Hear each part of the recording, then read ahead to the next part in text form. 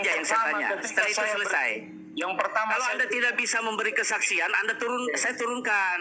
Kesaksian saya yang pertama ketika saya hampir mati di rumah sakit Elizabeth waktu saya bunuh diri kelas 6 SD. Terus? Di situ saya datang sama Tuhan. Tunggu dulu Pak, selesai dulu saya bicara. Di situ dalam mimpi hampir saya koma di rumah sakit Santa Elizabeth Medan, saya berjumpa dalam vision kepada Tuhan. Tuhan izinkan saya hidup. Kalau saya hidup saya jadi hambamu. Waktu saya kelas 6 SD. Naik kelas 1 SMP, saya sudah mengajar di SLTP Negeri 14 Medan, mengajar PA. Itu yang pertama. Saya sudah mengalami jamahan Tuhan di situ. Akhirnya apa? Waktu SMA di SMA Negeri 17 Medan, Bapak boleh cross check. Saya mendirikan persekutuan doa dengan 400 orang. Saya masih SMA dan pada waktu itu. Dan akhirnya saya mengambil keputusan untuk mengambil sekolah teologi. Dan akhirnya apa Pak yang saya dapatkan pada waktu itu? Semakin saya belajar, akhirnya saya tahu bahwa saya semakin bodoh di hadapan Allah. Justru karena semakin saya bodoh di hadapan Allah, saya makin belajar kepada Dia. Tidak serta-merta dengan ngeroh. Gitu loh Pak. Makanya saya mau mengajar Anda juga mengenai baptisan Roh Kudus. Nah, makanya saya sekarang pertanyaan saya satu. Manakah pengalaman Anda yang menurut Anda bahwa Anda dibaptis Roh Kudus? Tidak boleh pengalaman dijadikan dasar dengar dulu. Firman Tuhan. Kalau pengalaman kita sudah didasarkan oleh Injil lain. Pengalaman Anda yang menurut Anda dibaptis Roh Kudus itu yang mana? Pengalaman yang mana?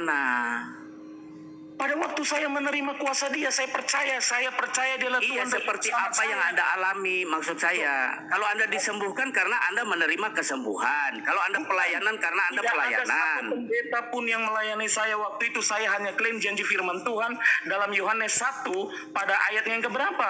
Pada ayatnya yang ke-11. Yang saya tanya tuh apa yang Anda alami, pengalamannya yang mana? Itu pengalaman itu. Waktu saya menerima ayat itu dalam hati saya, tetapi semua orang yang menerimanya diberikan kuasa. Anda begitu.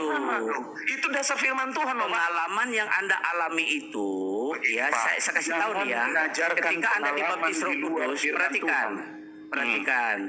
Ketika Anda dibaptis oleh Roh Kudus, dibaptis oleh Tuhan Yesus, itu tubuh, jiwa, roh Anda itu ngalamin. Mana, Pak? Dasar ayatnya. Tubuh, jiwa, roh Anda itu ngalamin. Dasar ayatnya Nah, ketika Anda menanyakan dasar ayatnya, kan Anda sudah baca Kisah Para Rasul pasal 2 tadi. Iya, tapi bagaimana tiba-tiba mereka bisa berbahasa orang lain yang bukan bahasa mereka. Tiba-tiba mereka ada apa itu namanya, mendengarkan ada seperti tiupan angin di atas. Bapak lompat lagi, kita baca. Masih Kisah Para Rasul pasal 2. Baik-baik ya, kita baik-baik ya, baca ya. Jadi berarti kamu belum tahu ya, belum tahu ya, belum paham ya. Kita baca baik-baik Pak, jangan bertakiah. Indah, perhatikan saya yang bacakan, yang Anda baca tadi. Oke? Silakan. Ya. Ketika tiba hari Pentakosta, semua orang percaya berkumpul di tempat itu, tiba-tiba turunlah dari langit. Lanjut. Suatu bunyi seperti tiupan angin. Berarti jiwa mereka itu tahu kondisi seperti itu. Jangan dulu tafsir Pak. Itu jiwa ya. Perhatikan ya. Nah, seperti tiupan angin keras memenuhi seluruh rumah di mana mereka duduk. Dan tampaklah kepada mereka lidah-lidah seperti nyala api yang bertebaran dan hingga pada mereka masing-masing. Jadi mereka saling melihat. Ada api itu, Maka penuhlah mereka dengan Roh Kudus, lalu mereka mulai berkata-kata dalam bahasa-bahasa lain seperti yang diberikan oleh Roh itu kepada mereka untuk mengatakannya. Sementara mereka tidak ngerti bahasa orang lain, kok mereka bisa mengatakan? Mereka sadar lidah mereka sedang mengucapkan itu. Jangan tafsir dulu, masih ada ayat 5 Pak, masih ada ayat 5, masih ada ayat 6, itu dulu. Saya jangan dipotong, jangan tafsir dulu. Baca dulu, 5 itu ada Pak. Sekarang kalau Anda sudah memahami Kisah Para Rasul pasal 2 ini, makanya saya minta pengalaman yang mana yang menurut Anda tuh mengalami baptisan Roh Kudus. Itu saja. Itu masih ada ayat yang ke-6 yang menjelaskan pengalamanmu, bukan doktrin, tapi saya tanya pengalamanmu. Kita yang jujur. Mana yang kamu alami? Tuhan harus jujur. Ayat 6 di sana dikatakan harus jujur. Ketika turun bunyian itu berkerumun. Kalau begini. Sekarang ini sudah kita jelaskan. Anda sudah jelaskan ini, sudah jelas ayat ini. Sekarang kembali ke diri Anda. Justru yang saya yang Anda alami. Saya kan tanya, yang Anda alami yang mana? Kesembuhan yaitu kesembuhan, bukan baptisan Roh Kudus. Pelayanan itu pelayanan, bukan baptisan Roh Kudus. Betul. Tapi kecintaan saya akan firman Tuhan, ketika melihat firman Tuhan diperkosa secara tidak sah, saya akan datang. Karena sudah jelas ayatnya di ayat 6, Bapak langsung potong, nggak mau sebutkan, nggak mau baca. Sudah tahu semua, kita puluhan kali sudah baca ini. Supaya pendengar melihat, supaya pendengar mendengar. Iya, supaya pendengar tahu. Ya, Bapak makanya harus jujur sebagai hamba Tuhan. Lah jujur, ini kita pegang Alkitab nih. Baca. Ini Ayo baca, kurang Pak. apa? Bacalah Pak, baca. Baca ayat 6 itu, Pak. Sudah tadi dibaca, sudah bacalah, Pak. Sampai ayat itu saya baca ya. Sekarang saya tanya, karena saya bilang tadi ketika seseorang dibaptis Roh Kudus, dia merasakan ya, dia menyadari ya, dia tahu yang dia alami. Nah, yang saya tanya, yang Anda alami itu yang bagaimana? Ini dulu diselesaikan dulu ayat itu, jangan lompat-lompat ke sana sini, Pak. Alasan Anda tidak bisa jelaskan. Bukan. Saya sudah jelaskan, sudah bilang dari tadi, jangan mengajarkan Injil lain di luar firman Tuhan. Siapa yang mengajar Injil lain? Siapa? Saya bacakan ya. Dan semua orang percaya. Ini Kisah Para Rasul 10. Saya baca tambahan ya. Dan semua orang yang percaya dari golongan bersunat yang menyertai Petrus tercengang-cengang karena melihat bahwa karunia Roh Kudus dicurahkan ke atas bangsa-bangsa lain juga. Sebab mereka mendengar orang-orang itu berkata-kata dalam bahasa roh dan memuliakan Allah. Ya. Bapak tahu nggak bahasa roh yang mereka pakai apa itu? Bapak tahu nggak? Bapak baca nggak seluruhnya? Yang Anda tahu bahasa roh itu dibuat sendiri atau diberi Tuhan? Tentu seperti yang Roh Kudus berikan, yang Tuhan berikan. Tadi, kalau Bapak mau merendahkan setiap orang tidak sama. Tidak sama ayat 6 kok nggak sama. Walaupun kadang-kadang artikulasinya ada yang sama, tapi tidak semuanya sama, beda ya. Apa bedanya di ayat 6? Jadi yang Anda nilai ini, dengarkan. Ternyata Anda berbicara dari tidak pernah mengalaminya. Jadi Anda salah menjelaskan. Penjelasannya, jangan lari-lari Pak. Di ayat 6 itu penjelasannya. Ayo saya baca ayat 6. Ketika turun bunyi itu, berkerumunlah orang banyak. Mereka bingung karena mereka masing-masing mendengar rasul-rasul itu berkata-kata dalam bahasa mereka sendiri. Dalam bahasa mereka? Ya, mereka sendiri. Tapi bahasa roh juga. Loh, nggak ada ayatnya. Ini Anda pengalaman. Sekarang perhatikan saya cerita. Sekarang perhatikan. Ketika Roh Kudus baru pertama kali memberi, dengar dulu.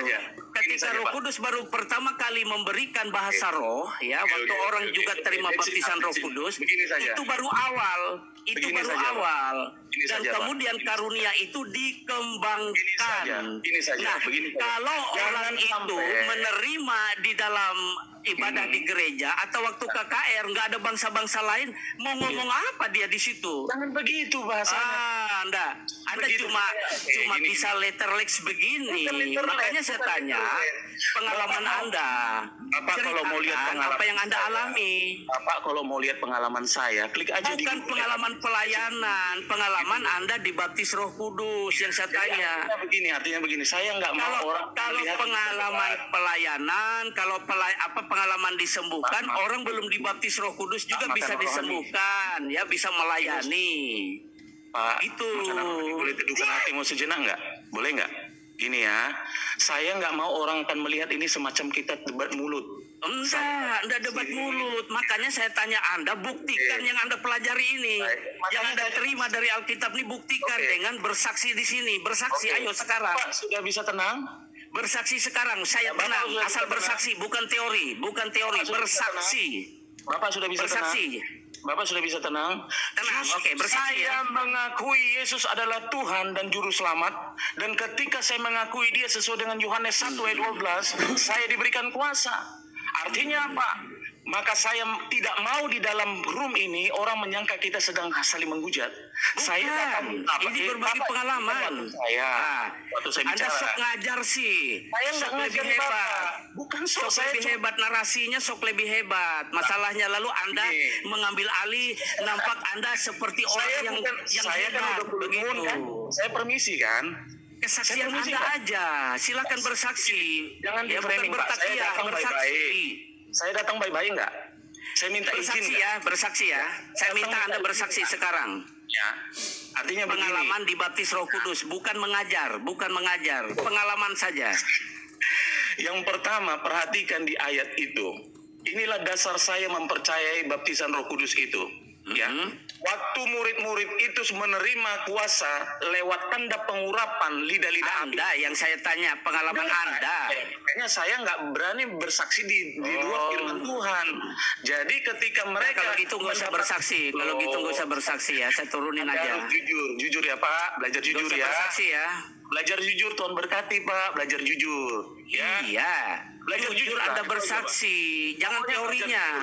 Loh, Jangan teorinya teorinya. firman Tuhan, kenapa Bapak marah kalau saya beritakan firman Tuhan? Kita semua tahu teorinya, kita semua tahu. Sekarang yang Anda alami, yang saya tanya.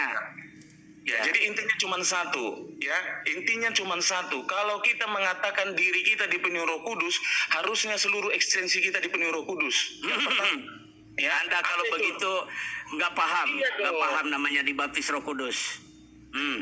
Saya mau katakan, orang yang dibaptis Roh Kudus itu masih bisa Iya. jatuh dalam dosa, paham? Betul, bisa jatuh jujur, setuju. Nah. Tapi tidak melakukannya dengan tanda sengaja-sengaja.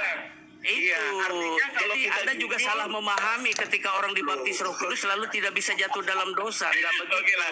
Jadi begini, teman-teman yang mohon maaf ya, tidak ada di sini perdebatan, ini hanya diskusi biasa, diskusi. Nggak usah diklarifikasi, nggak usah jelaskan aja pengalamanmu. Ya, pengalaman saya yang pertama yang saya bilang tadi, ketika Yang saya dibaptis ya, Roh bukan Kudus, kesembuhan, bukan salah, pelayanan ya.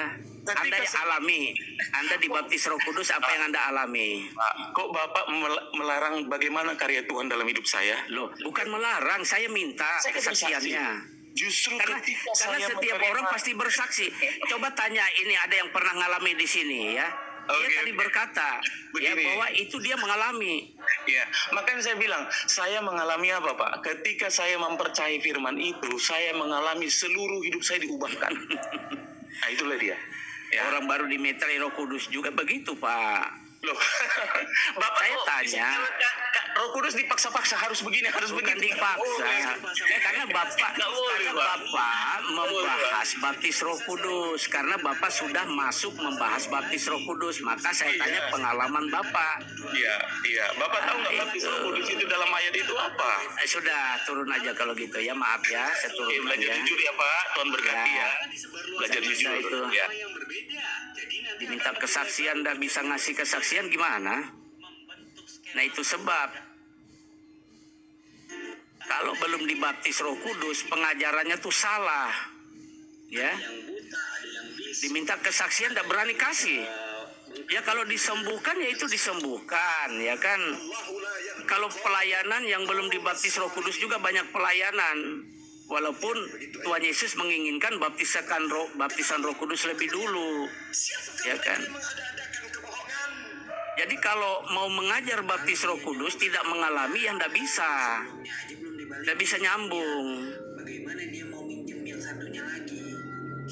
Ya, tidak bisa. Saya akan tetap sampaikan kebenaran ya untuk supaya kita dewasa iman kita ya, iman Kristen kita. Tidak bisa. Saya dibilang nggak bisa diskusi lah, nggak apa-apa. Karena saya tetap mempertahankan kebenaran Alkitabiah ini. Tidak masalah. Ya. Ya.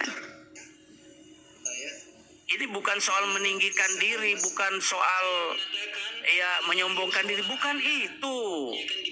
Ya. Yang kita cari itu kebenaran secara Alkitabiah. Dan ada nggak nabi-nabi lain Ya kan? terbuka sampai ke akhirat? Kalau ada silakan. Itu yang perlu pendewasaan iman kita tuh itu. Kita ngerti. Memang ada bahasa roh yang palsu, misal berbicara bahasa roh. Tetapi tidak semua palsu. Yang memang dapat dari Allah yaitu asli. Mereka sibuk Gitu ya. memfitnah, menjatuhkan saya. Saya sampai bilang, apa nggak malu sama teman-teman muslim? Kesaksian itu penting. Meskipun kesaksian itu tidak Lah ini boleh menjadi doktrin. Iya, tapi bersaksi itu penting. menjelekan orang Kristen yang notabene Yesus juga perintahkan. Coba kita baca ayatnya. Ya, di dalam Injil Yohanes pasal 15. kepada orang Ya. Kristen se-Indonesia. Injil Yohanes pasal 15. Saya bacakan. Lebih teman-teman, nggak juga saya dipanggil. Karena apa? Karena saya tahu persis apa yang mereka kerjakan itu semuanya omong kosong, hanya sekedar. Injil Yohanes pasal 15. Nah, makanya saya saran kepada Putri, tidak perlu Sudah. juga kita harus ngotot ada di dalam komunitas mereka. Jikalau komunitas itu sama sekali tidak membangun, tidak membawa kebajikan, makanya saya sebut tadi sangat mudarat. Ngapain? Kalau kamu memang terpanggil, ya saya berbicara diri saya sendiri saja. Kalau saya memang terpanggil untuk dakwah Kristen, ya saya pusing amat dengan semua berita hoax itu. Saya tetap akan dakwah. Saya akan tetap buka ruangan. Faktanya juga nggak kenapa-napa. Pak, tidak ada problem juga. Mereka semakin nggak diklarifikasi, semakin ngamuk. Lebih baik segera bawa ke ranah hukum. Kalau sudah masuk ranah hukum, biarlah hukum yang berbicara. Biar kita lihat sampai sejauh apa, ya, apa teori-teori mereka itu yang menjelek-jelekkan orang itu berani nggak dipertanggungjawabkan di sana di tempat yang lebih tepat daripada kita sibuk klarifikasi. Ya itu. Tetapi kalau hanya untuk menyampaikan kepada masyarakat, kepada teman-teman Muslim dan juga kepada teman-teman Kristen bahwa sebenarnya yang seperti ini itu hak asasi kamu, silakan. Kalau saya memilih untuk tidak mau, karena saya menganggap itu sama seperti saya masuk dalam game mereka. Lebih baik saya ambil tindakan hukum, ambil tindakan hukum, ambil tindakan hukum, itu selesai. Tanpa harus ancam, tanpa harus ngomong, tanpa harus ini, tanpa harus ini.